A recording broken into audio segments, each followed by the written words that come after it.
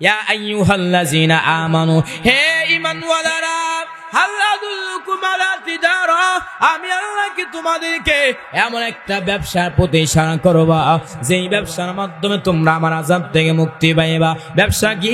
তুমিনুনা বিল্লাহি ওয়া রাসূলি, আল্লাহ এবং তার রাসূলকে পরিপূর্ণ বিশ্বাস করতে পারলে আল্লাহ জাহান্নাম থেকে মুক্তি দিবে।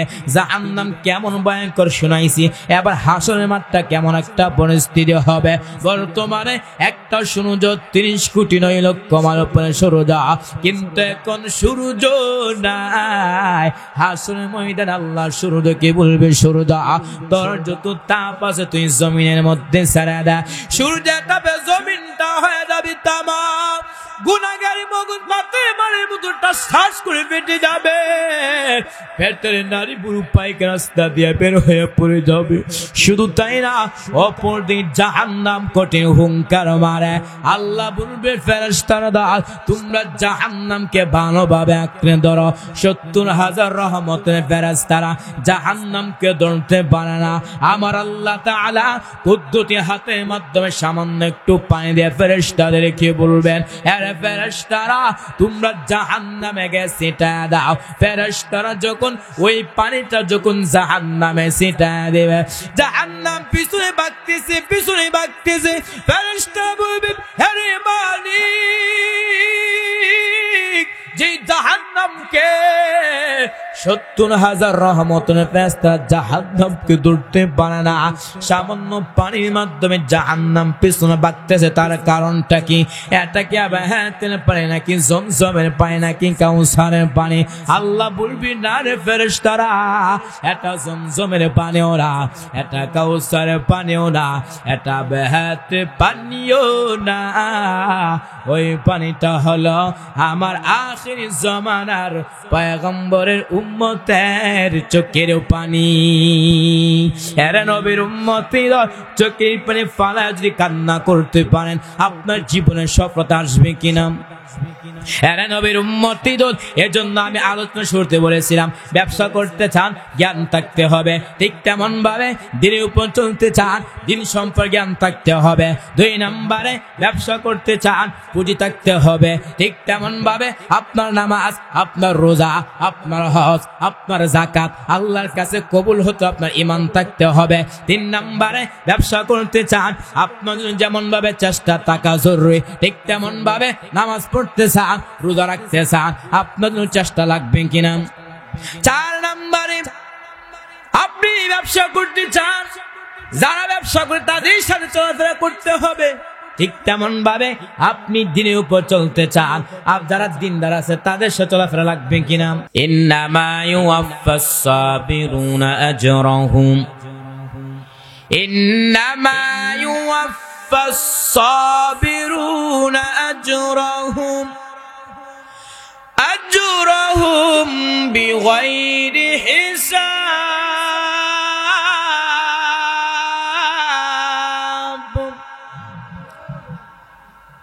আল্লাহ তাআলা বলেন, যারা ধৈর্য দান করবে আমি আল্লাহ ওই বান্দাদেরকে বিনা হিসাবে জান্নাত দান করব। এরা নবীর উম্মতের দল ধৈর্যের দৃষ্টান্ত কেমন করলেন আল্লাহর পয়গম্বর হযরত ইব্রাহিম আলাইহিস সালাতু ওয়াস সালাম। ঠিক নি? আর জোরে বলেন, ধৈর্যের দৃষ্টান্ত কেমন করলেন আল্লাহর পয়গম্বর হযরত ইসমাঈল আলাইহিস সালাতু ওয়াস সালাম। ধৈর্যের দৃষ্টান্ত কেমন করলেন আল্লাহর পয়গম্বর হযরত আইয়ুব আলাইহিস সালাতু ওয়াস সালাম। আইয়ুব নবী টাকা পয়সা অভাব নাই, সন্তানের অভাব নাই, শয়তান গিয়া মাথা গরম, কিন্তু আইয়ুব আলাইহিস সালাম এমন ভাবে একটা সিডিউল করলেন যেন একটা সেকেন্ড আমার ঘরে আল্লাহর জিকির ছাড়া যেন না যায়। শয়তানের মাথা গরম হয়ে গেল, এত ইবাদত আইয়ুব করবেটা কেমন করা হয়? আল্লাহ গো, তোমার এত সম্পদের মায়ে পড়ে তোমার ইবাদত করে, তোমার এত সন্তানের মায়ে পড়ে তোমার ইবাদত করে। আল্লাহ কয় না, আয়ুব যে ইবাদত করে একমাত্র আমার মহব্বত আর ধৈর্যের সাথে ইবাদত করে। বলে না না, কয় দেখ আমি পরীক্ষা করি, সব সম্পদ গুলা গুনে জানায় দিলাম।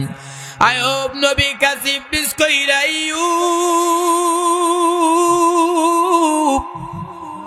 আর আল্লাহকে ডেকে লাভ নাই, কারণ তোমার সব সম্পদ আগুনে পুড়ে ছাই। আয়ুব নবী মুনাজ্জাত দেন আলহামদুলিল্লাহ। ইবলিস বলে নাউযুবিল্লাহ, বল আলহামদুলিল্লাহ কেন? আয়ুব নবী ডাক দেয়া কয় আলহামদুলিল্লাহ বলার কারণ আল্লাহ পাক রব্বুল আলামিন আমাকে সম্পদ দান করেছেন। এই সম্পদের কারণে ইবাদত করতে মারাত্মক ব্যাঘাত সৃষ্টি হতো। আজকে আমার সম্পদও নাই, ইবাদতের মধ্যে কোনো টেনশন নাই। ইবলিস কয় মানি না। আল্লাহ কয় দেখ আরো পরীক্ষার মধ্যে ফালায় দিতেছি। কুরওয়াতুল ওয়াইজিন নামক কিতাবের মধ্যে উল্লেখ রয়েছে আয়ুব নবীর শরীরের মধ্যে কিরা পোকা ধরে গেছে। একদিন আয়ুব তাকা দেখে তার জিহ্বার মধ্যে পোকা। এতদিন আয়ুব জিহ্বা নাড়া না আল্লাহর জিকির করত, দিন ঠান্ডা হয়ে যেত। আজ আয়ুব নবী চোখে গুটে পানি আল্লাহকে ডেকে বলে উদার বাণী, এতদিন আমি এত অসুস্থ, ঠিক মতো খাইতে পারি না, কিন্তু তোমার জিহ্বা দেয়া যখন তোমার নামের জিকির করতাম আবার ক্ষুধার তৃষ্ণা মিটে যায়। আজকে আবার জিহ্বার মধ্যে পোকা, আমি কেমন স্মরণ করব রে মালিক। আয়ুব নবী এইভাবে নিজে নিজে মুহাসাবা করতেন, আল্লাহর কাছে ধৈর্যের পাহাড় কায়েম করতেছেন। হঠাৎ করে তাকায় দেখে তার সকল বিবিরা তার সামনে দাঁড়ায় বলেন, আর আমরা আপনার ঘরে থাকবো না, আপনি আমাদেরকে তালাক দিয়া দেন। সবাই চলে যেতেছে, আমরা চলে যাই, আমরা থাকতে চাই না। আয়ুব নবী বলে যাও যাও, বিদায় না বিবিরা যেতেছে না। নবী কান্না করে মালিক, দুনিয়াতে সন্তান যদি মার কাছে মার্কায় বাবার কাছে আশ্রয় নেই, আবার বাবা যদি সন্তানকে পাহান করে মায়ের কাছে আশ্রয় নেয়, কিন্তু শেষ পর্যন্ত প্রত্যেকটা মানুষের জীবনে আপন হলো তার আদরের বিবি ছাড়ার কেউ না। ওদের মালিক আজ আমার বিবির আমার কাছ থেকে চলে যাইতেছে। আল্লাহ আমার মনে কোনো কষ্ট নাই, তোমার কাছে অনুরোধ তুমি আমাকে ছেড়ে দিও না রে মালিক। দুনিয়া সব আমাকে চিনে চলে যাবে, আমাকে ছেড়ে দিয়েন না রে মালিক। আয়ুব নবী এই কথা অন্ত দিয়ে আমরা চোখ বেবে পানি ফোঁটাগুলো গালবে পড়তেছে। হঠাৎ করে তাকা দেখে তার পায়ে কি দাঁড়ায় একমাত্র বিবি ইউসুফ নবীর কন্যা রহমা। আয়ুব নবীর পানে কিনারায় বসে বসে কান্না করে। আয়ুব নবী বলে সবাই চলে গেছে, তুমি কেন যাও নাই কেন বিবি? রহমান আবু বিবাজ কান্না করে আর বলে উপায় গম্বর,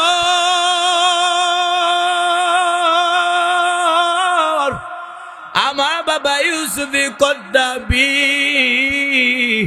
কিন্তু আমার তো এমন কোনো আমল নাই। ওই যে হাসরের মাঠটা কেমন একটা পরিস্থিতি হবে, সূর্যের গরমে সহ্য করা যায় না, তা আমার জমিনে গরমে দাঁড়ানো যায় না। মুসা নবী কাঁদবেন আর বলবেন আল্লাহ আমারে বাঁচাও। ঈসা নবী কাঁদবেন আর বলবেন আল্লাহ আমারে বাঁচাও। মুসা নবী কাঁদবেন আর বলবেন আল্লাহ আমারে বাঁচাও। আম্মা আয়েশা বলবেন নবী তখন আপনি কি করবেন? আপনি তো দু জাহানের নবী, মায়ার নবী বলবেন ও আয়েশা আমি তখন মাকামে মাহমুদে আমার মালিকের দরবারে সেজদায় পড়িয়ে যাব। আম্মা আয়েশা বলবেন নবী তখন কান্নার পরে কি হবে? মায়ার নবী বলবেন ও আয়েশা আমার আল্লাহ আমাকে আদেশ করবেন নবী আপনি কাঁদবেন না, আপনার একটা উম্মতের জাহান্নামে দেওয়া হবে না, আপনি তাদেরকে দৌড়িয়ে দিয়ে তাদেরকে জান্নাতের দিকে নিয়ে যান। আম্মা আয়েশা বলবেন নবী কোটি কোটি মানুষের মধ্যে আপনার উম্মতগুলো কেমনে বাছাই করবেন? মায়ার নবী বলবেন ও আয়েশা আমার উম্মত যারা 5 বেলা উযু করে 5 ওয়াক্ত নামাজ পড়েছে ওদের উযুর অঙ্গগুলো কিয়ামতের ময়দানে নূরে আলোতে ঝলমল করতে থাকবে। আমি নবী ওদেরকে দুনিয়াতে তাদেরকে জান্নাতের দিকে নিয়ে যাব। আম্মা আয়েশা বলবেন নবী রহমানা মুবি পাজা কান্না করার পয়গম্বর ওই যে হাসরের মাঠে একটা পরিস্থিতি হবে ওই দিন যদি আমি রহিমাকে আল্লাহ কাঠ করে দাঁড় করবে রহিমা কি আমল নিয়ে এসেছ? আমি বলবো আল্লাহ আমার এমন কোন আমল নাই, তবে আমি আপনার আদরের পয়গম্বরের স্ত্রী ছিলাম। আল্লাহ হয়তো মায়ার নজর দিয়া তাকাইয়া আমি রহিমাকে আল্লাহ মাফ করে দিতে পারে। এরে নবীর উম্মতের দল এজন্য ওই যে দুইটা বিষয় কোন ভাবে জ্ঞান থাকা জরুরি, ঠিক তেমন ভাবে দিনের উপর চলতে চান দিন সম্পর্কে জ্ঞান থাকা লাগবে কিনা? এই আরো জোরে বলেন, আরো জোরে বলেন। 2 নম্বরে আপনি বান্দা ব্যবসা করতে চাও আপনার জন্য যেমন ভাবে পুঁজি থাকা জরুরি ঠিক তেমন ভাবে আপনার নামাজ আপনার রোজা আপনার হজ আপনার যাকাত আল্লাহর কাছে কবুল হতো আপনার ঈমান লাগবে কিনা? আরো জোরে বলেন। 3 নম্বরে দুনিয়ার লাইনে আপনি ব্যবসা করতেছেন আপনার জন্য যেমন ভাবে চেষ্টা থাকা জরুরি ঠিক তেমন ভাবে আপনি নামাজ পড়তে চান আপনি রোজা রাখতে চান আপনি হজ করতে চান আপনি যাকাত আদায় করতে চান আপনার জন্য চেষ্টা লাগবে কিনা? আরো জোরে বলেন।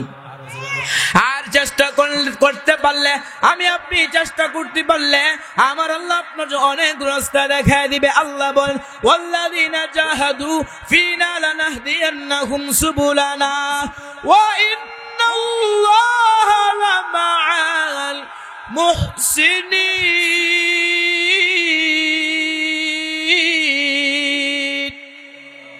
আল্লাহ বলেন যারা আমি আল্লাহকে পাওয়ার উদ্দেশ্যে চেষ্টা করবে আমি আল্লাহ বান্দা অনেক রাস্তা দেখায় দেব। এরে নবীর উম্মতের দল সাবিল 1 বচন তার বহু বচন হচ্ছে সুবুল। সাবিল 1 রাস্তা, সুবুল হচ্ছে বহু রাস্তা। চেষ্টা করবেন নামাজের মাধ্যমে, চেষ্টা করবেন রোজার মাধ্যমে, চেষ্টা করবেন দান সৎকার মাধ্যমে আল্লাহ এবং তার রাসূলকে পাইবেন কিনা? আরো জোরে বলেন। এরে নবীর উম্মতের দল যারা যেমন ভাবে চেষ্টা করেছে তারা আল্লাহ এবং তার রাসূলকে পেয়ে গেছেন। ছোট্ট একটা ঘটনা বলতেছি, ভালো করে শ্রবণ করার চেষ্টা করেন। এরে নবীর উম্মতের দল চেষ্টা করেছেন ইমাম শাফি রাহমাতুল্লাহি আলাইহি, চেষ্টা করেছেন ইমাম আহমদ বিন হাম্বল রাহমাতুল্লাহি আলাইহি, চেষ্টা করেছেন ইমাম আবু হানিফা, চেষ্টা করেছেন ইমাম মালিক। তারা যেমন ভাবে চেষ্টা করেছে আল্লাহ এবং তার রাসূলকে পাওয়ার জন্য তারা আল্লাহ এবং তার রাসূলকে পেয়ে গেছেন।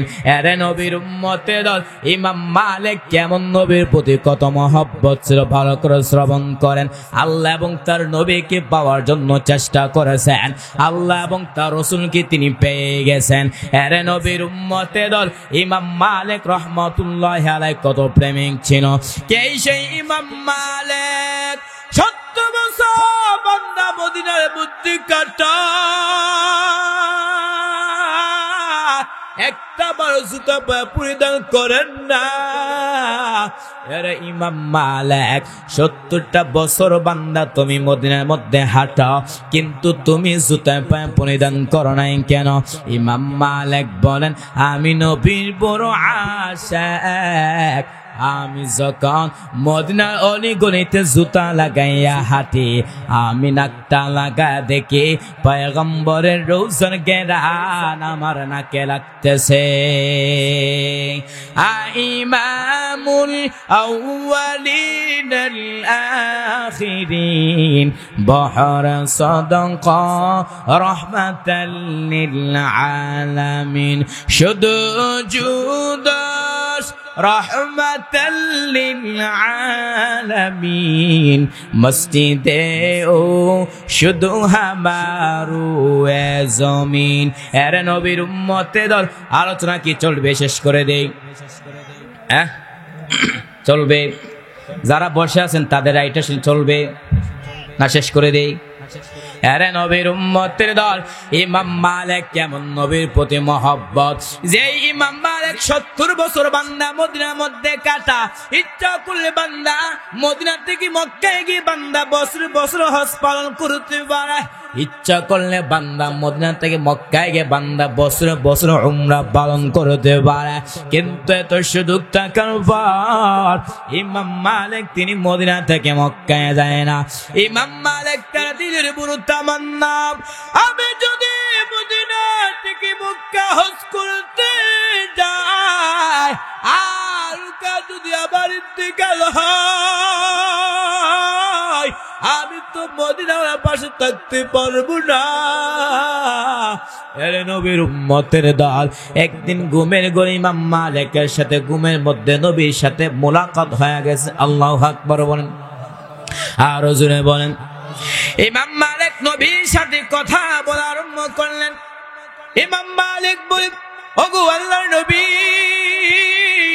আজকে আপনার সাথে আমার অন্য কোনো বিষয়ে কথা না। ও পয়গম্বর, আপনি আমাকে জানান আমার হাতটা কত? নবী আমার ডান হাত উঁচু করে 5টা আঙ্গুল দেখাইছে। দেখানোর পরে ইমাম মালিকের ঘুম ভেঙে গেছে। ইমাম মালিক টেনশনের মধ্যে পড়ে গেলেন। নবী আমার ডান হাত উঁচু করে 8টা আঙ্গুল দেখে বুঝাইছেন 5টা বছর নাকি 5টা দিন নাকি 5টা মাস। আল্লাহ ইমাম মালিক তার খাদেমকে বললেন, এ খাদেম, জলদি করে আল্লামা ইবনে সিরিনের কাছে যাও, তার কাছে যাইয়া স্বপ্নের ব্যাখ্যা জানো, তবে আমার নাম বলবা না।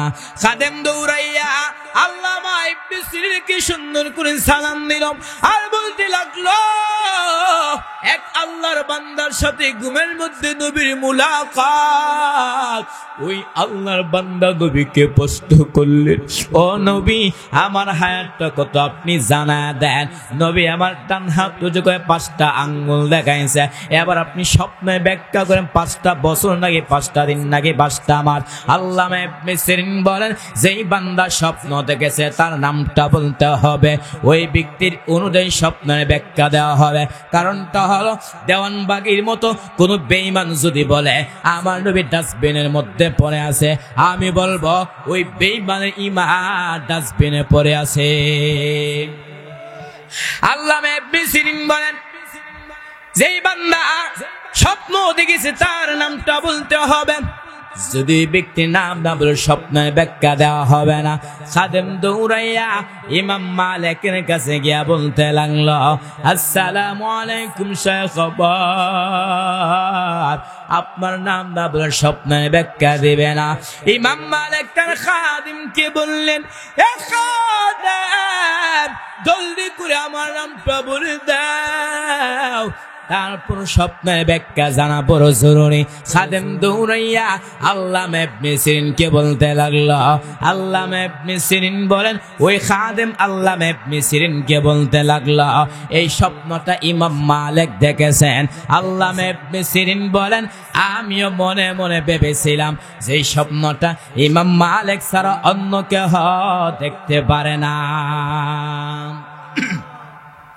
আল্লামা ইবনে সিরিন বলেন, নবী 5টা আঙ্গুল দা বুঝাইছে 5টা বিষয় এমন আছে যে 5টা বিষয় সম্পর্কে আল্লাহ ছাড়া দুনিয়াতে কেউ জানে না। 1 নম্বরে, একটা মানুষ আগামীকাল কি রুজি করবে, কি খাবে কে জানেন? আর জোরে বলেন। 2 নম্বরে একটা মানুষ কখন কোথায় মারা যাবে কে জানেন? 3 নম্বরে আগামীকাল বৃষ্টি হবে নাকি হবে কে জানে? 4 নম্বরে মায়ের গর্ভে সন্তানটা ছেলে হবে নাকি মেয়ে হবে কে জানে? 5 নম্বরে কিয়ামত কখন সংঘটিত হবে কে জানে? মোট কথা একমাত্র গায়েবের মালিক কে? আর জোরে বলেন। আলিমুল গায়বি ওয়াশ শাহাদাতি হুয়ার রাহমানুর রহিম।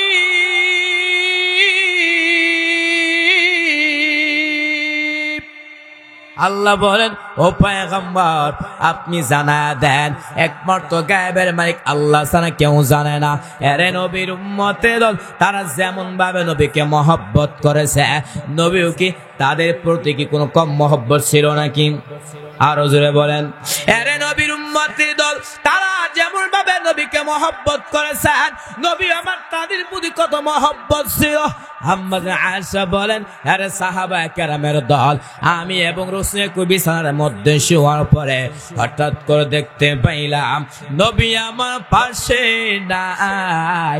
নবীকে খোঁজার জন্য হাঁটতে হাঁটতে গিয়ে দেখলাম নবী আমার জান্নাতুল বাকির মধ্যে যাইয়া উম্মতের মাগফিরাত কামনা করতেছেন। আর আল্লাহ কি বলতেছেন? ইন তুআযিবুহুম ফাইন্নাহুম ইবাদুক ওয়া ইন তাগফির লাহুম ফাইন্নাকা আনতাল আজিজুল হাকীম।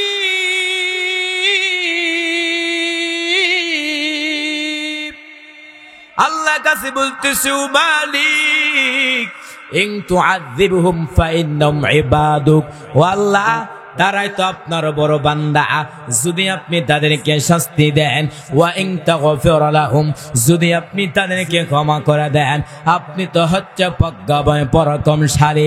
এরে নবীর উম্মতের দল যেই নবী আমার আরামের ঘুমকে হারাম করিয়া জান্নাতুল বাকির মধ্যে যাইয়া উম্মতের মাগফিরাত কামনা করে, ওই নবীর সুপারিশ ছাড়া কি জান্নাতে যাওয়া সম্ভব হবে? হ্যাঁ, আরো জোরে বলেন। আগা নবীর উম্মতেরা হয়ে আজি দিশাহারা, কুরআন হাদিসের চলো যখন যাহা চাই মনে, নবী বিনে কে দরাবে ফুল সিরাত মিজানে। আল্লাহু আকবার বলেন। আর জোরে বলেন। চলো চলো চলো মুমিন চলো নবীর সন্ধানে, নবী বিনে কে দরাবে ফুল সিরাত মিজানে, নবী বিনে কে দরাবে ফুল সিরাত মিজানে। এমন এতিম নবী আমার, পিতা মাতা নাই যে তাহার, তার উপরেও কত মারা মারল তাকে দুশমনে, নবী বিনে কে দরাবে ফুল সিরাত মিজানে, নবী বিনে কে দরাবে ফুল সিরাত মিজানে। আল্লাহু আকবার বলেন। আরো জোরে বলেন। এরে নবীর উম্মতে দল এই যে 3 নাম্বার বলেছিলাম, দুনিয়ার লাইনে যদি আপনি চেষ্টা করতে পারেন আপনি দুনিয়াও পেয়ে যাইবেন। ঠিক তেমন ভাবে আপনি যদি দিনের জন্য চেষ্টা করতে পারেন আমার আল্লাহ আপনার অনেক রাস্তা দেখায় দিবে কিনা। আরো জোরে বলেন। এরে নবীর উম্মতের দল এই 3টা বিষয়ের উপর আলোচনা শেষ করব। আল্লাহ বলেন, ইয়া আইয়ুহাল্লাযীনা আমানু, হে ঈমানওয়ালারা, হাল আদুল্লুকুম আলা তিজারা, আমি আল্লাহ কি এমন একটা ব্যবসা প্রতিষ্ঠা করব যেই ব্যবসার মাধ্যমে তোমরা আমার আযাব থেকে মুক্তি পাইবা। তো আল্লাহর আযাব ব্যবসাটা কি শোনার ইচ্ছা আছে কি?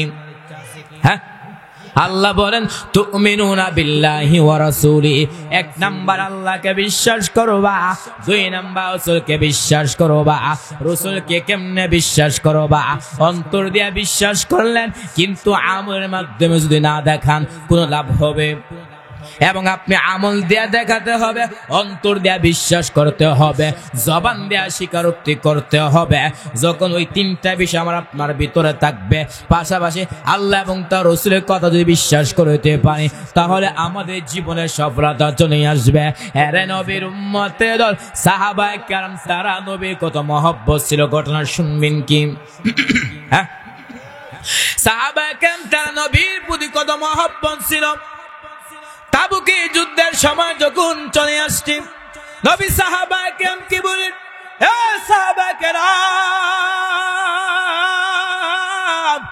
আমরা তাবুকি যুদ্ধের ময়দানে যাব, তোমরা দান সদকা করো, সম্পদ দান করো। উমর দান করলেন, উসমান দান করলেন, হযরত আলীও দান করলেন। আবু বকর তার সম্পদ নিয়ে হাজির হলেন। আল্লাহর নবী বললেন, হে রে উমর, কি পরিমাণ সম্পদ দান করেছ? উমর বলেন, আমার সম্পদের অর্ধেক আমি দান করে দিলাম।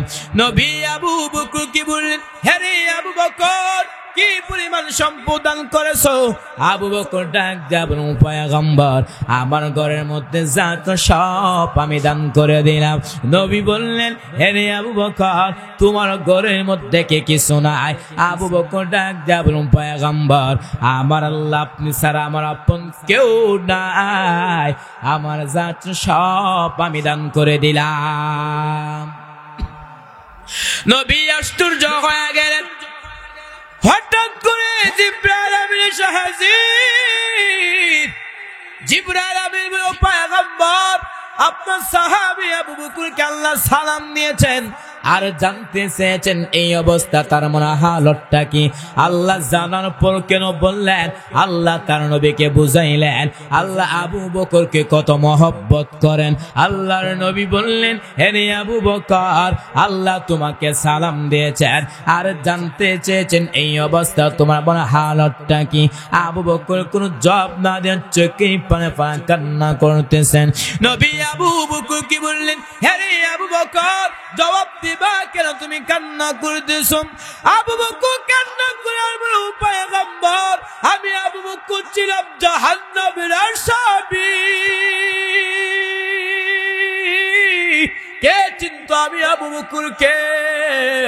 কিন্তু আপনার সোহবত আসার কারণে আল্লাহ আমাকে এত সম্মান দান করেছেন, যার বদৌলতে আমি আবু বকরকে আল্লাহ সালাম পাঠাইয়াছেন।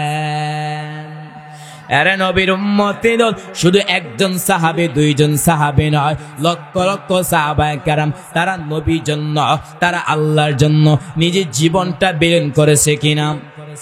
হ্যাঁ, আরে নবীর উম্মতের দল, নবী আমার একদিন কঠিন শীতের মধ্যে হুজরা শরীফ থেকে বের হয়েছেন। নবী হঠাৎ করে দেখতেছেন একজন সাহাবী শীতের মধ্যে ধর করে কাঁপতেছে। নবীদের কামরার সামনে দাঁড়াইয়া নবী বললেন, কে রে তুমি? এত শীতের মধ্যে তুমি দাঁড়িয়ে আছো কেন? ওই সাহাবী ডাক দিয়ে বলল, পয়গম্বর, আমার নামটা হচ্ছে ইসলাম গ্রহণ করার পূর্বে আব্দুল উজ্জা। ও পয়গম্বর, ইসলাম গ্রহণ করার পর আমার নামটা রেখে দিয়েছে আব্দুল্লাহ, আমি হলাম সেই আব্দুল্লাহ। নবী বললেন, আমার আব্দুল্লাহ বাপ চাচা দদরি সকালবেলা একটা কাপড় পরিধান করে, বিকালে আর একটা কাপড় পরিধান করে, কিন্তু এখন তো দেখা যাচ্ছে আমার আব্দুল্লাহকে একটা কাপড় নাই, শুধু একটা কাপড়ের টুকরা দিয়ে লজ্জাস্থানটা ঢাকা আমার সামনে দাঁড়িয়ে আছে। তার কারণটা কি? ওই সাহাবী চোখে প্রায় কান্না করে আর বলল, পয়গম্বর, আমি কোন আপনার দুর্বল আশা করে নবী, আমার চাচা বলেছে আব্দুল্লাহ, মুহাম্মদের দরবার ছাড়তে হবে, নতুবা আমার দরবার ছাড়তে হবে। আমি বললাম, হেরে চাচা যান, আমি সব ছাড়তে পারি, কিন্তু মায়ের নবীর দরবার আমি ছাড়তে পারবো না। এই কথা বলার পরে আমার চাচা বললেন, হেরে আব্দুল্লাহ, যেহেতু মুহাম্মদের দরবার ছাড়া চলতে পারবা না, তাহলে আমার বাড়ি থেকে তুমি বের হয়ে যাও এবং কাপড়গুলো দিয়ে যাও। উদ্দেশ্য হলো আমি উলঙ্গ হলে লজ্জাস্থান করতে বের হতে পারবো না। আমার মা কি বললাম, মা আমাকে একটা কাপড়ের টুকরা দে। ওই কাপড় টুকরা দিয়া লজ্জাস্থানটা ডাইকা নবীকে যদি একটা নজর দেখতে পারি, জীবন আর কোনো আকাঙ্ক্ষা থাকবে না। ও পয়গম্বর, এই কথা বলার পর আমার আম্মা একটা কাপড় দিল। ওই কাপড়ের টুকরা দিয়া আপনার সামনে দাঁড়িয়েছে আপনাকে একটা নজর দেখার জন্য। নবী আমার ওই সাহাবীর কথা শোনার পরে নবীজির চোখ দিয়ে টপ টপ করে পানি পড়া আরম্ভ করলো। নবী ওই সাহাবী কি বললেন, হ্যাঁ রে আব্দুল্লাহ, বল তোর মনে কোন আকাঙ্ক্ষা আসেনি? নবী ওই সাহাবীকে 2টা কাপড় দিল। ওই সাহাবীকে তারপর দিয়ে আব্দুল্লাহ জুলবা খাদেন বলা হয়। নবী বললেন, হে রে আব্দুল্লাহ, বল তোর মনে কোন আকাঙ্ক্ষা আসেনি? আব্দুল্লাহ চোখে পানি কান্না করার পয়গম্বর, আমার এমন কোন আকাঙ্ক্ষা নেই রে নবী, তবে আপনি আমার জন্য দোয়া করেন, আল্লাহ যেন আমাকে শাহাদাতে মৃত্যু দান করে। নবী আমার ওই সাহাবী জন্য যখন দোয়া করলো, হঠাৎ করে একটা যুদ্ধ আসলো। আব্দুল্লাহ রাস্তার মধ্যে দুনিয়াটাই বিদায় হয়ে চলে গেলেন। নবী সাহাবায়ে কেরামকে বললেন, এরে সাহাবায়ে কেরাম, তোমরা আমার আব্দুল্লাহকে গোসল করাও, আমি নিজে গোসল আব্দুল্লাহর জানাজাটা পড়াইব। নবী আমার সাহাবায়ে কেরাম আব্দুল্লাহকে সুন্দর করে গোসল করানোর পর নবী আমার ওই সাহাবী সুন্দর করে জানাজাটা পড়াইলো। সাহাবায়ে কেরাম লাশটানে কবরে যখন উপস্থিত হলেন, নবী সাহাবায়ে কেরামকে বললেন, হে সাহাবায়ে কেরাম, কেউ তোমরা কবরের মধ্যে প্রবেশ করবা না, আপনি যেন কবরের মধ্যে প্রবেশ করবা। নবী আমার কবরের মধ্যে প্রবেশ করার পর সাহাবায়ে কেরামকে বললেন, আরে সাহাবায়ে কেরামের দল, আমার আব্দুল্লাহর লাশটা আমার হাতে দাও। নবীর হাতে লাশটা দেওয়ার পরে আকাশে দিয়ে উঁচু কইরা বলতেছেন, ও মালিক, আমি আব্দুল্লাহ উপর সন্তুষ্ট হইলাম, তুমিও তার উপর সন্তুষ্ট হয়ে যাও। মরণের চিঠি যখন আসবে আমার, কালেমার তালকিন দিও বারে বার, প্রাণ ভরে দেখিবা চেহারা তোমায়, দেখে নাও রোজা তোমায়। রাসূলুল্লাহ,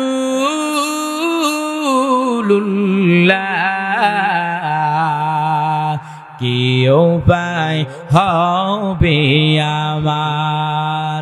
হাবিবুল্লাহ, কি উপায় হবে আমার? ও মদিনার পথের দুলি, মাগতাম আমি ফেলে সুরমা বলি, ফিরে ফেত নয়ন নূরের আধার, ডেকে নাও রোজা তোমায়। রাসূলুল্লাহ,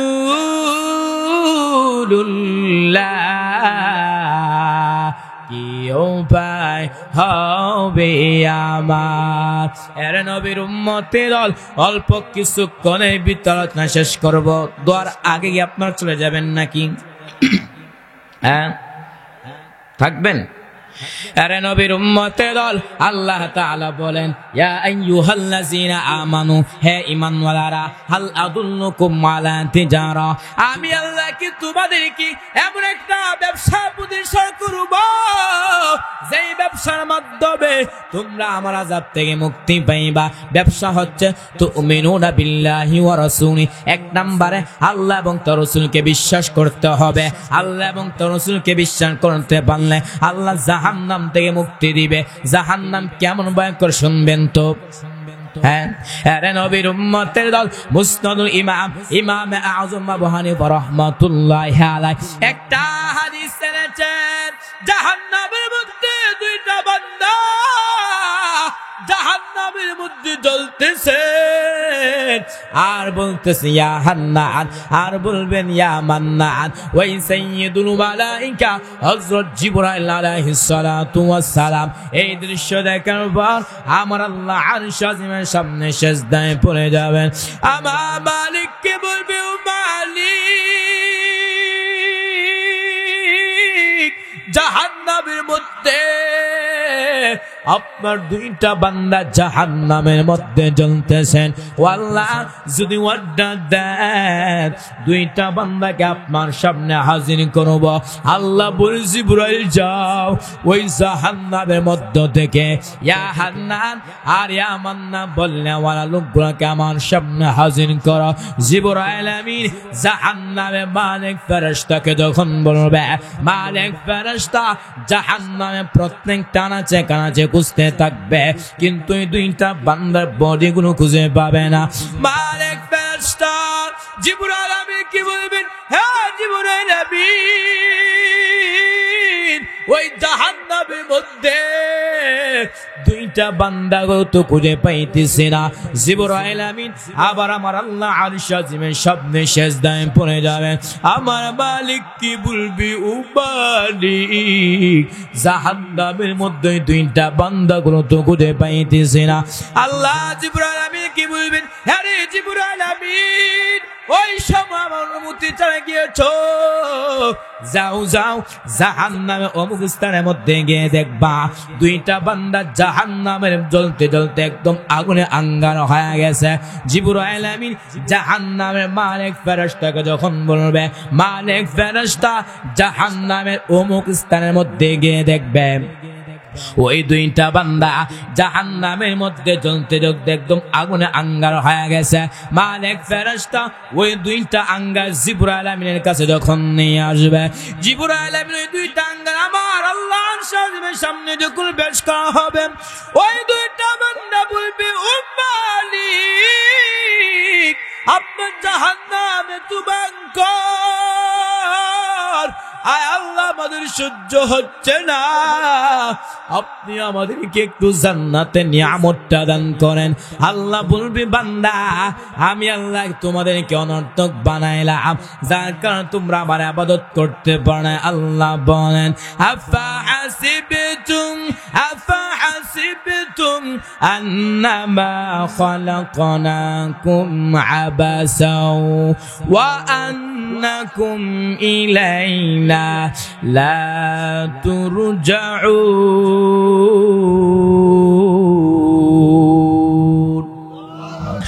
আল্লাহ তো দুইটা বান্দা কি বলবেন, হ্যাঁ রে দুইটা মানুষ, আমি আল্লাহ কি তোমাদেরকে অনর্থক বানাইলাম?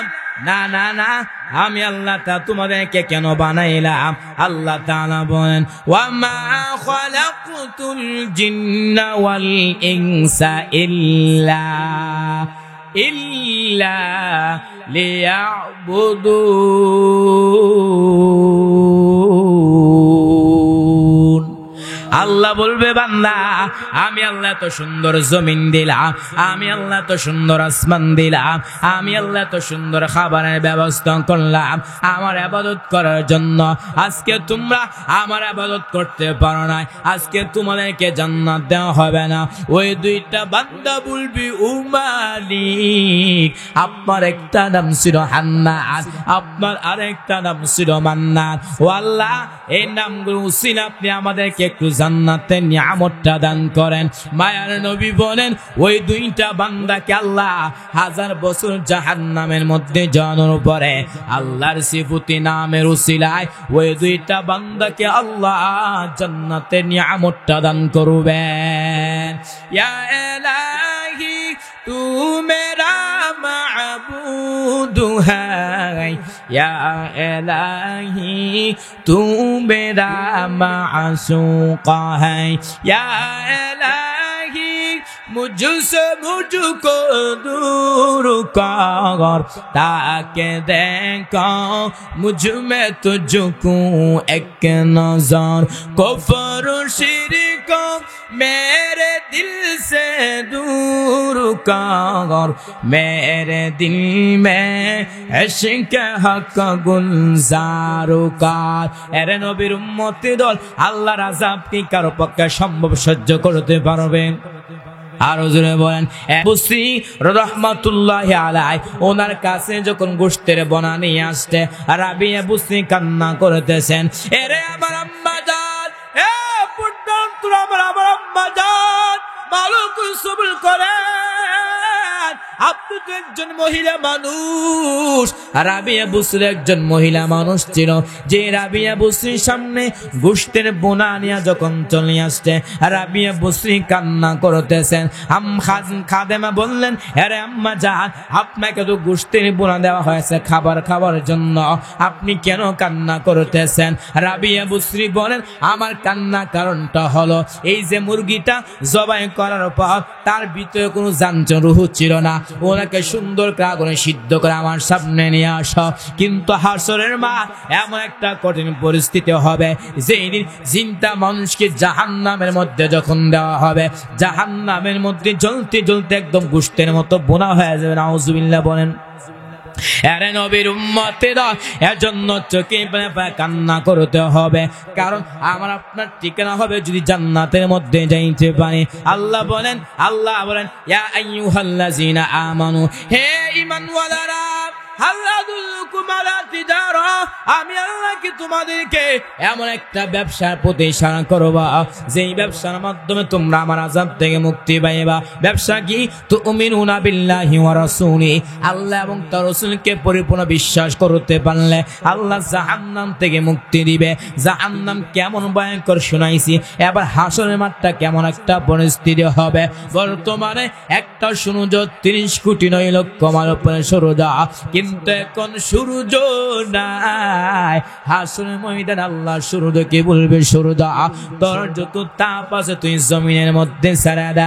সূর্য তাপে জমিনটা হয়ে যাবে তামাম, গুনাহগারি মগুজ মাথায় মারে মুদুরটা শ্বাস করে ফেটে যাবে, পেটের নারী পুরো পায়খানা রাস্তা দিয়ে বের হয়ে পড়ে যাবে। শুধু তাই না, অপর দিন জাহান্নাম কঠিন হুঙ্কার মারে। আল্লাহ বলবে, ফেরেশতারা দাও তোমরা জাহান্নামকে ভালোভাবে আঁকড়ে ধরো। 70,000 রহমতের ফেরেশতারা জাহান্নামকে ধরতে পারে না।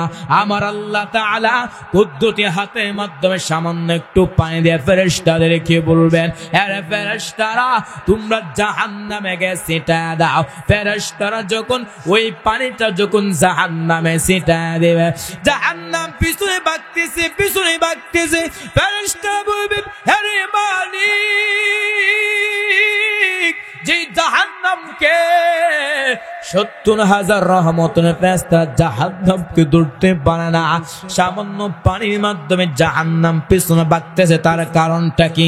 এটা কি আবাহাতের পানি নাকি জমজমের পানি নাকি কাউসারের পানি? আল্লাহ বলবি, না রে ফেরেশতারা, এটা জমজমের পানিও না, এটা কাউসারের পানিও না, এটা আবাহাতের পানিও না, ওই পানিটা হলো আমার আখিরি জামানার পয়গম্বরের উম্মতের চোখের পানি। এরা নবীর উম্মতিরা চোখের পানি ফালা যদি কান্না করতে পারেন, আপনার জীবনে সফলতা আসবে কিনা? এরা নবীর উম্মতিদুল।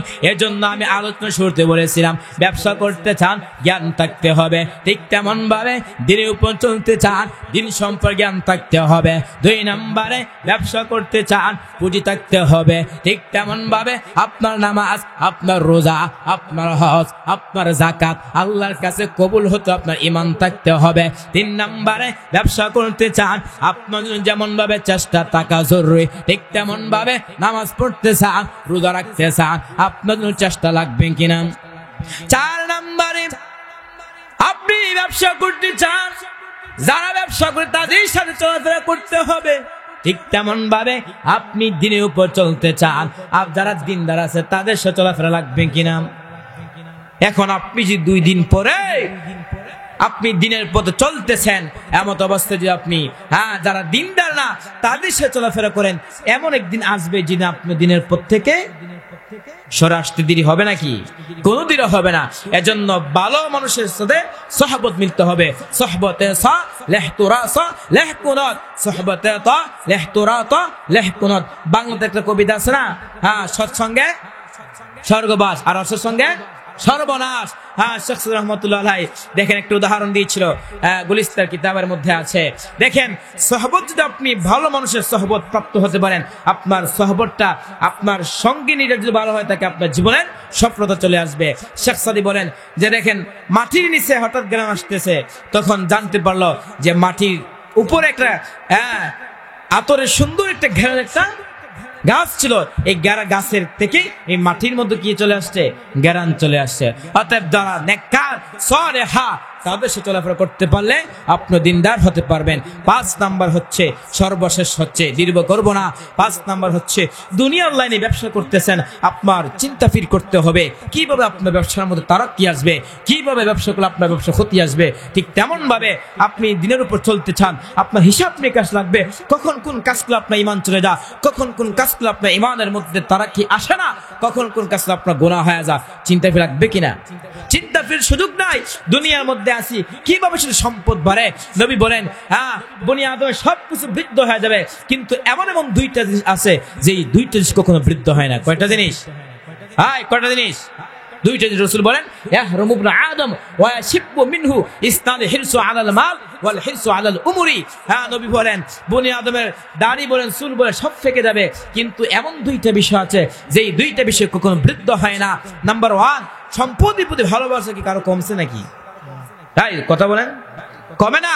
2 নাম্বার হচ্ছে শুধু বয়স, মুরব্বী চাচা হয়ে গেছে, পরস্পর 2 বুড়া বুড়ি যখন কথা বলে, যদি আরো বয়সটা পাইতাম আরো ভালো হইতো। কথা বলেন ওয়াল হিরসু আলাল উমরি, বয়সের প্রতি ভালোবাসা, বয়সে বুঝ আছে কিনা। অতএব এই সমস্ত লোক থেকে আমার আপনাকে প্রত্যাখ্যান করতে হবে। শুধু তাই না, এই সমস্ত যদি আপনি পাওয়া যান, তারপর আপনার মুখ ভরবে নাকি? নবী বলেন লাউ কানা লি ইবনে আদম ওয়াদিয়া মিন যাহাবিন লা আহাব্বা আইয়াকুনা লাহু সানিয়ান লা ইয়ামলাউ ইল্লা তুরাব।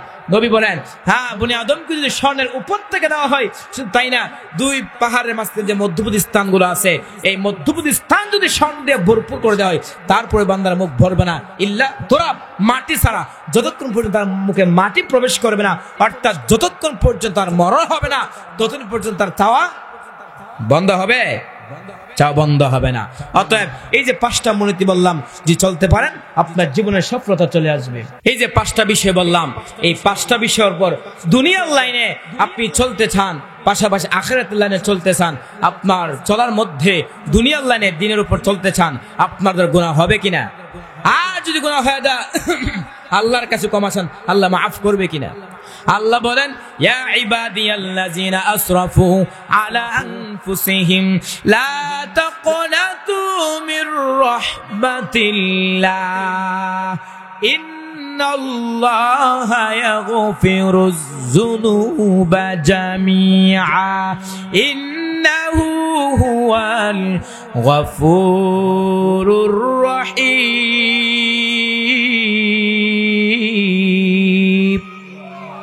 আল্লাহ বলেন ইয়া ইবাদিয়াল্লাযিনা আসরাফু, হে আমার বান্দা যারা সীমা লঙ্ঘন করেছ, লা তাকনাতু মির রাহমাতিল্লাহ, তোমরা আমার রহমত থেকে নিরাশ হয় না। আল্লাহ বলেন ইন্নাল্লাহা ইয়াগফিরুয যুনুবা জামিআ, নিশ্চয় আমি আল্লাহ তাআলা সমস্ত গুনাহকে মাফ করে দেই। এর নবীর উম্মতের দল দুনিয়ার মধ্যে চলতেছেন, আপনার দ্বারা গুনাহ হয়ে গেছে, আপনার জবানের মাধ্যমে গুনাহ হয়ে গেছে, আপনার চোখের মাধ্যমে গুনাহ হয়ে গেছে, আপনার হাতের মাধ্যমে গুনাহ হয়ে গেছে, আপনার অঙ্গ প্রত্যঙ্গের মাধ্যমে গুনাহ হয়ে গেছে। যদি আল্লাহর কাছে ক্ষমা চান, আল্লাহ তাআলা মাফ করবে কিনা? আর জোরে বলেন এরে নবীর উম্মতি দল মুসা পয়গম্বর মানুষদের কিনা যখন দোয়ার ব্যবস্থা করলেন, মিশরের জমিনের মধ্যে বৃষ্টি নাই। মুসা পয়গম্বর মিশরের মানুষদের কিনা যখন দোয়ার ব্যবস্থা করলেন, হঠাৎ করে আল্লাহ জিবরাইল আমিন পাঠাইলেন। জিবরাইল আমিন বলেন, ও পয়গম্বর, আপনি যেই মজলিসের মধ্যে দোয়ার ব্যবস্থা করেছেন, ওই মজলিসের মধ্যে একজন জিনাকার আছে, তাকে উঠায়া দাও, নইলে জমিনের মধ্যে বৃষ্টি দেওয়া হবে না। মুসা নবী তো গরম মেজাজের নবী, ধমক দেয়া বল, কে জিনাকে তাড়াতাড়ি মসজিদ থেকে উঠে যাও, তোমার কারণে জমিনের মধ্যে বৃষ্টি হয় না। মুসা পয়গম্বর এইভাবে যখন আলান করে দিলেন, হঠাৎ করে মাঠটা একদম নিস্তব্ধ হয়ে গেল। ওই জিনাকার বান্দা এদিক সেদিক তাকাইতেছে আর দেখতেছে ওই লোকটা আর কেউ গুনাহগার না। ওই বান্দা বুঝতে পারলেন, আমি হইলাম এই জমিনের মধ্যে, আমি হইলাম এই মজলিসের মধ্যে একজন জিনাকার। ওই আল্লাহর বান্দা তার মনটা আল্লাহর দিকে এমন ভাবে রুজু করেছেন, আমার আল্লাহকে বলতেছেন, ও মালিক, 40টা বছর জিনা করেছে, আমার মা জানতো না, বাবা জানতো না। ও আল্লাহ, যদি আমি মসজিদ থেকে উঠে যাই, সবাই চিনে ফেলবে আমি জিনাকার, সবাই চিনে ফেলবে আমি হলো গুনাহগার। ওই আল্লাহর বান্দা এমন ভাবে তার মনটা আমার আল্লাহ দিকে রুজু করে এমন ভাবে তওবা করেছেন, সাথে সাথে আমার আল্লাহর কুদ্দুস অন্তরের মধ্যে মায়া পয়দা হয়ে গেছে। সাথে সাথে মেঘা মিশরের জমিনটা একদম মেঘাচ্ছন্ন হয়ে গেল। মুসা পয়গম্বর বলে, আল্লাহ তুমি বললা জিনা কেন উঠলে বৃষ্টি দিবা না, ওই জিনাকাও তো বৃষ্টি দিনা কেন? আল্লাহ জিবরাইল আমিনকে পাঠাইলেন, ও পয়গম্বর, ও জিবরাইল আমিন, আমার পয়গম্বরকে জানায় দাও, ও পয়গম্বর, এই মজলিসের মধ্যে যে জিনাকারটা আছে, ওই বান্দা আমি আল্লাহ তাআলার কাছে এমন ভাবে তওবা করেছে, আমি আল্লাহ কুদ্দুস অন্তরের মধ্যে মায়া পয়দা হয়ে গেছে, সাথে সাথে আমি আল্লাহ ওই বান্দাকে মাফ করে দিয়েছি। মুসা পয়গম্বর বলেন, ও আল্লাহ, তুমি বললা জিনাকার উঠলে বৃষ্টি দিবা না, জিনাকার তো উঠে না, বৃষ্টি দিনা কেন? আল্লাহ বলে, মুসা তুমি কি জানো না, আমার একটা নাম হচ্ছে রহমান, আমার একটা নাম হচ্ছে সাত্তার, আমার একটা নাম হচ্ছে গফফার। ওই বান্দা আমি আল্লাহর কাছে এমন ভাবে তওবা করেছে, আমি আল্লাহ কুদ্দুস অন্তরের মধ্যে মায়া পয়দা হয়ে গেছে, সাথে সাথে আমি আল্লাহ ওই বান্দাকে মাফ করে দিয়েছি। আরে নবীর উম্মতের দল, এজন্য দুনিয়ার মধ্যে চলা অবস্থায় আপনার হাতের মাধ্যমে, আপনার জবানের মাধ্যমে, আপনার কানের মাধ্যমে, আপনার অঙ্গ প্রত্যঙ্গের মাধ্যমে গুনাহ হয়ে যাবে। যদি আমি আপনি গুনাহ মাফ করতে পারি, আমার আপনার ঠিকানা হবে জান্নাতের মধ্যে। জান্নাতের মধ্যে যদি যাইতে পারি, জান্নাতটা কেমন সুন্দর, আমার আল্লাহ তাআলা হাদিসে কুদসিতে বলেন, আ'আদাতু লিইবাদিয়াস সালিহিন মা লা আইনুন রাআত ওয়ালা উযনুন সামিআত ওয়ালা খাতারা আলা কলবি বাশার। আমার আল্লাহ তাআলা হাদিসে কুদসিতে বলেন, আ'আদাতু লিইবাদিয়াস সালিহিন, সালেহ বান্দাদের জন্য আমি আল্লাহ এত সুন্দর জান্নাতটা রেডি করে রেখেছি, বলে মালা আইনুন রাআত, পৃথিবীর কোন চোখ ওই জান্নাতটা দেখে নাই, ওয়ালা উযুন সামিআত, পৃথিবীর কোন কর্ণ শ্রবণ করে নাই, ওয়ালা খাতারা আলা কলবি বাশার, পৃথিবীর কোন অন্তর উপলব্ধি করতে পারে নাই ওই জান্নাতটা কেমন সুন্দর। ওই জান্নাতটা আমার আল্লাহ বানায় রাখছে কিনা? হ্যাঁ, এই জান্নাতের মধ্যে যাইতে হলে জান্নাতের কাজ করা লাগবে কিনা? আরে নবীর উম্মতি দল, এজন্য দুনিয়ার মধ্যে আপনাকে আল্লাহ আমাকে পাঠাইছেন তার একমাত্র ইবাদত করার জন্য। আমি আপনি ইবাদত করতে পারি না, আমার আপনার ভিতরে জাহান্নামের ভয় নাই। অথচ সাহাবায়ে কেরাম তারা কেমন নবীর প্রতি মহব্বত ছিল, তাদের ভিতরে কেমন জাহান্নামের ভয় ছিল। আল্লাহর নবী একজন সাহাবী হযরত উসমান রাদিয়াল্লাহু তাআলা আনহু কবরের পাশ দিয়ে যখন যাইতেন কান্না করতেন। সাহাবায়ে কেরাম বললেন, হে উসমান, কেন তুমি কান্না করতেছ? উসমান বলেন, এই কবরটা হলো প্রথম ঘাটি, যে বান্দা এই প্রথম ঘাটি মুক্তি পেয়ে যাবে তার জন্য যত ঘাটি আছে আল্লাহ সহজ করে দিবেন। আরো জোরে বলেন, আরে নবীর উম্মতি দল, এজন্য আল্লাহ তাআলা তো আমাকে আপনার ডাকে যদি আমরা সাড়া দিতে পারি, আমার আল্লাহকে যদি আমি আপনি ডাকতে পারি, আল্লাহ সাড়া দিবে কিনা? আল্লাহ বলেন, ওয়াইদা সালাকা ইবাদি আন্নি ফাইন্নী করিব উজিবু দাওয়াতাদ দাঈ ইযা দাআন ফালইস্তাজিবু লি ওয়ালইউমিনু বি লাআল্লাহুম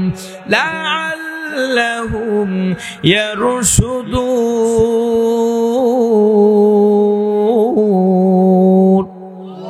আল্লাহ বলে, বান্দা তুই আমার কাছে চাইতে দে, পাইতে দেরি না।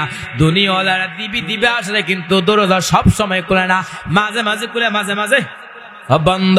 রাতের বেলা বন্ধ, দিনের বেলা খুললো সারাক্ষণ ঘুমায়। কিন্তু আমি তোর কত প্রিয় মাহবুবার মালিক, আমি আল্লাহকে গাড়ির মধ্যে বৈশা, আমি আল্লাহকে ঘরের মধ্যে বৈশা, আমি আল্লাহকে বাসের মধ্যে বৈশা, আমি আল্লাহকে বিমানের মধ্যে বৈশা, আমি আল্লাহকে যদি হেলিকপ্টারের বৈশা, আমি আল্লাহকে স্মরণ কর, আমি আল্লাহ তোর ডাকে সাড়া দিতে রাজি আছি। আল্লাহ বলেন, উদউনি আস্তাজিব লাকুম, আমাকে ডাক দে, আমি তোর ডাকে সাড়া দিতে রাজি আছি। আরে নবীর উম্মতি দল, শুধু তাই না, রাত্র যখন গভীর হয়ে যা, আমার আল্লাহ তাআলা প্রথম আসমানের মধ্যে আয়েশা বলেন, আলা মিন মুস্তারজিকিন ফাআরযুকাহু আলা মিন মুস্তাগফিরিন ফাআগফির লাহু। আমার আল্লাহ তাআলা প্রথম আসমানের মধ্যে আয়েশা বলেন, আলা মিন মুস্তারজিকিন ফাআরযুকাহু।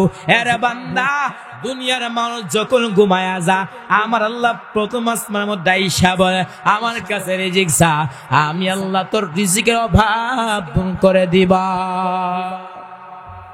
আল্লাহ কি বলে, আলা মিন মুস্তারজিকিন ফাআরযুকাহু, আমি আল্লাহর কাছে ক্ষমা চাও, আমি আল্লাহ তাআলা রিজিক ছা, আমি আল্লাহ তাআলা তোকে কি করব?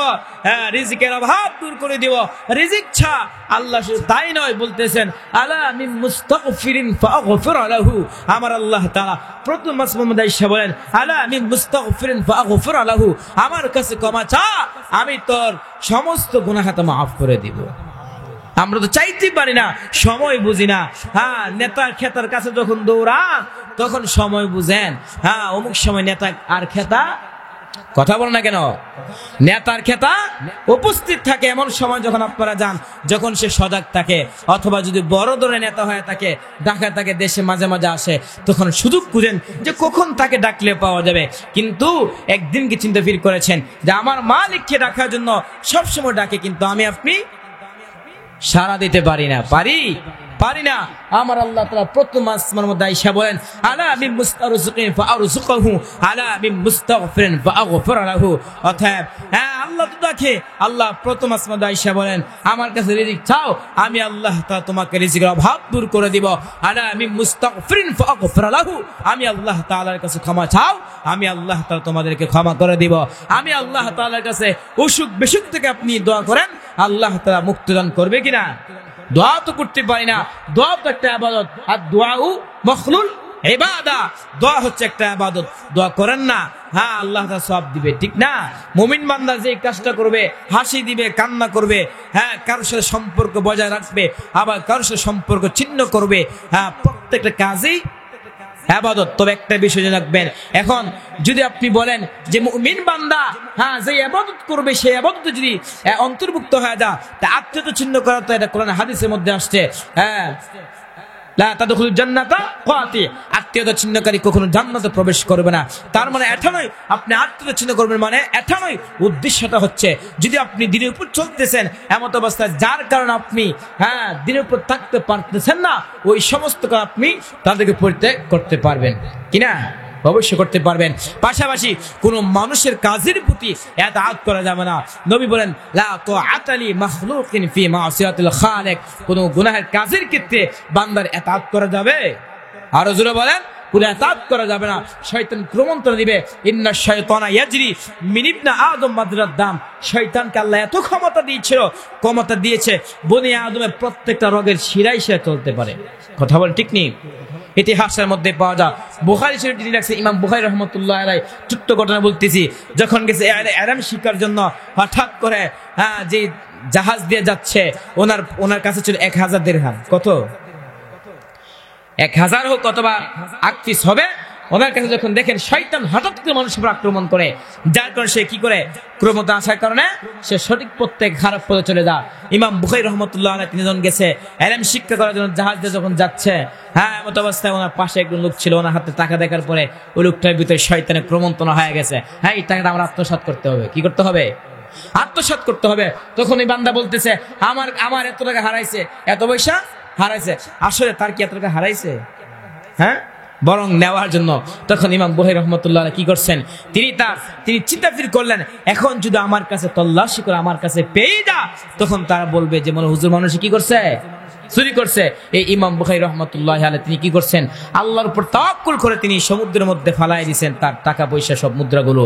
তখন তল্লাশি করে আর পাওয়া গেল না। দেখেন মানুষের ভিতরে শয়তান কিভাবে কাজ করে। এজন্য সবসময় শয়তানের প্রবণতায় বাঁচতে হবে। আল্লাহ তাআলার কাছে চাইতে আল্লাহ তাআলার কাছে চাইতে হবে। চাইতে পারলে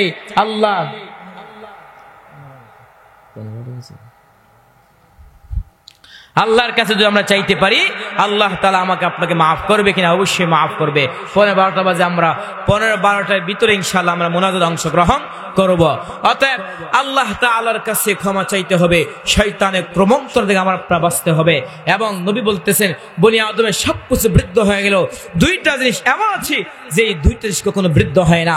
একটা হচ্ছে ইয়াহরুমু ইবনু আদম ওয়া ইয়াশিবু মিনহু ইসতাল হিরসু আলাল মাল ওয়াল হিরসু আলাল উমরি, বয়সের প্রতি ভালোবাসা। 2 নাম্বার হচ্ছে সম্পদের প্রতি ভালোবাসা। এই সম্পদের প্রতি ভালোবাসা করা যাবে। এজন্য এই যে আল্লাহ বলতেছেন ইয়া আইয়ুহাল্লাযিনা আমানু, হে ঈমানওয়ালারা, হাল আদুল্লুকুম আলা তিজারা, আমি আল্লাহ কি তোমাদেরকে এমন একটা ব্যবসার প্রতি ইশারা করব যে এই ব্যবসার মাধ্যমে তোমরা আমার আযাব থেকে মুক্তি পাইবা। 5টা বলেছিলাম, কয়টা বলছি? 5টা কি কারো মনে আছে? আবারও বলতেছি, নাম্বার 1, দুনিয়ার ক্ষেত্রে ব্যবসা করতে চান, ব্যবসা সম্পর্কে আপনার জ্ঞান থাকতে হবে। 2 নম্বরে দিনের উপর চলতে চান, দিন সম্পর্কে জ্ঞান থাকতে হবে। 2 নম্বরে ব্যবসা করতেছেন, পুঁজি থাকতে হবে। কি থাকতে হবে? পুঁজি থাকতে হবে। ঠিক তেমন ভাবে আপনার নামাজ, আপনার রোজা, আপনার হজ আল্লাহর কাছে কবুল হতে হলে আপনার ঈমান থাকতে হবে। 3 নম্বরে ব্যবসা করতে চান, চেষ্টা লাগবে। ঠিক তেমন ভাবে দিনের উপর চলতে চান, সৎকার মাধ্যমে, নামাজের মাধ্যমে, রোজার মাধ্যমে, হজের মাধ্যমে, নেক কাজের মাধ্যমে চেষ্টা করলে আল্লাহর রাস্তা দেখাবে কিনা? চেষ্টা করতে হবে। 4 নম্বর বলতেছিলাম যে আপনি যিনি ব্যবসা করেন তার দায়িত্ব হচ্ছে অপর ব্যবসার সাথে চলাফেরা করা। ঠিক তেমন ভাবে আপনি ইমানদার, যারা ইমান আছে তাদের সাথে চলাফেরা করতে হবে। 5 নম্বর ছিল ব্যবসা করে হিসাব নিকাশ লাগবে। ঠিক তেমন ভাবে আপনি দিনের উপর চলতে চান, আপনার হিসাব নিকাশ লাগবে। নবী বলেন আল কাইয়িসু মান দানা নাফসা ওয়া আমিলা লিমা বা'দাল মাউত, সৌভাগ্যবন্ত ব্যক্তি যে নাকি মৃত্যু হওয়ার পর কি হবে ওই বিষয়ে চিন্তা ফির করে। 6 নাম্বার হচ্ছে যিনি ব্যবসা করতেছেন ওনার টার্গেট থাকতে হবে, কখন ব্যবসা করলে তার ব্যবসার মধ্যে তারাক্কি চলে আসে। কথা বলেন ঠিক নেই? দেখতে হবে, সিজন দেখতে হবে যে কখন ব্যবসা করলে তার ব্যবসার মধ্যে ফায়দা চলে আসবে। ঠিক তেমন ভাবে যারা দিনদার তাদের চিন্তা ফির করতে হবে কখন কোন আমল করলে আল্লাহর কাছে বেশি দামি হওয়া যায়, বেশি ইবাদত পাওয়া যায়। পারবেন ইনশাআল্লাহ? এই যে 6টা বিষয় বললাম, এই 6টা বিষয়ের উপর আল্লাহ আমাকে আপনাদেরকে যেন জীবনের লাইনে, দুনিয়ার লাইনে, আখিরাতের লাইনে আমরা অবলম্বন করতে পারি। আল্লাহ পাক সবাইকে তৌফিক দান করুক। আল্লাহ তাআলা বলেন, আল্লাহ কি বলতেছেন? ইয়া আইয়ুহাল্লাযিনা আমানু, হে ঈমানওয়ালারা, হাল আদুল্লুকুম আলা তিজারা, আমি আল্লাহ কি তোমাদেরকে এমন একটা ব্যবসার প্রতি ইশারা করব যে ব্যবসার মাধ্যমে তোমার আমার আযাব থেকে মুক্তি পাইবা। এই যে মূলনীতিগুলো বললাম দুনিয়ার লাইনে যদি প্রয়োগ করতে পারেন আপনার জীবনের লাইনে দুনিয়া সফলতা আসবে কিনা? হ্যাঁ, অবশ্যই আসবে। ঠিক তেমন ভাবে দিনের উপর লাইনে চলতে চাইলেও আমার আপনাকে কি করতে হবে? এই পথ অবলম্বন করতে হবে। অতএব এই যে বিষয়গুলো বললাম, আল্লাহ তো জাহান্নাম থেকে মুক্তি দিবে। সেই জাহান্নাম কারো পক্ষে সম্ভব না সহ্য করা। সম্ভব? হ্যাঁ, সম্ভব নাকি? কারো পক্ষে সম্ভব না। অতএব যেন আমরা এই যে যতটুকু আলোচনা শুনলাম এবং ইতিপূর্বে আলোচনা করেছেন, যেন আমরা এখান থেকে কিছু নিতে পারি এবং ফজরের জামাত যেন আমরা ঠিকভাবে পড়তে পারি, নামাজও পড়তে পারি, রোজা রাখতে পারি এবং যে আমলগুলো আছে বর্তমান চলতেছে, কি মাস চলতেছে? আরবি মাস, রজব মাস। বেশি বেশি দোয়া করবেন, আল্লাহুম্মা বারিক লানা ফি রজব ওয়া শাবান ওয়া বাল্লিগনা রমাদান। নবীজি বলতেন, হ্যাঁ, যখন রজব মাস চলে আসতো কি বলতেন? আল্লাহুম্মা বারিক লানা ফি রজব ওয়া শাবান। আল্লাহর কাছে দোয়া করতেন, নবী বলতেন, আল্লাহ আপনি আমাকে রজব মাস এবং শাবান মাসে আপনি বরকত দেন, ওয়া বাল্লিগনা রমাদান, এবং আপনি আমাকে রমজানে পৌঁছায় দেন। এই যে একটা বিষয় দেখেন, আমি বলতে চেয়েছিলাম যে দুনিয়ার লাইনে যারা ব্যবসা করেন মূল টার্গেট থাকতে হবে, যখন কোন ব্যবসা করলে ব্যবসার মধ্যে বেশি ফায়দা পাওয়া যায়। ঠিক তেমন ভাবে যারা ইমানদার আছেন তাদের সাথে ভিড় করতে হবে। রমজান মাস আসে, সবে কদর আছে, সবে বরাত আছে, এই সমস্ত রজনীতে যদি আপনি বেশি বেশি ইবাদত করতে পারেন আল্লাহর কাছে দামি হতে পারবেন কিনা? এই যে 7টা বিষয় বললাম, এই 7টা বিষয় আল্লাহ যেন দুনিয়ার লাইনে আখিরাতের লাইনে প্রয়োগ করতে পারি। আল্লাহ পাক সবাইকে তৌফিক দান করুক। এবং আমার জন্য দোয়া চাই, আল্লাহর ওয়াল্লাহি বিল্লাহি আল্লাহর কসম করে বলতেছি, আজকে যে মাহফিলে উপস্থিত হতে পারবো আমি জীবনও বিশ্বাস করতে পারি নাই। একমাত্র আপনাদের দোয়া ছিল। আর প্রিয় ভাই উনিও অনেক দোয়া করছেন। প্রধান বক্তা যদি মাহফিলে না আসে তখন তো বহুত ঝামেলা হয়, ঠিক না? অতএব আমরা যতটুকু কথা শুনেছি, যত হোক মেহনত করেছি আজকে মাহফিলের জন্য, যারা দিবে সহযোগিতা করেছেন আল্লাহ পাক প্রত্যেকের মেহনত কবুল মঞ্জুর ফরমাক। আর যেই মূলনীতিগুলো বললাম, 7টা মূলনীতি বললাম, এই 7টা মূলনীতি দুনিয়া এবং আখিরাতে প্রয়োগ করতে পারি আল্লাহ পাক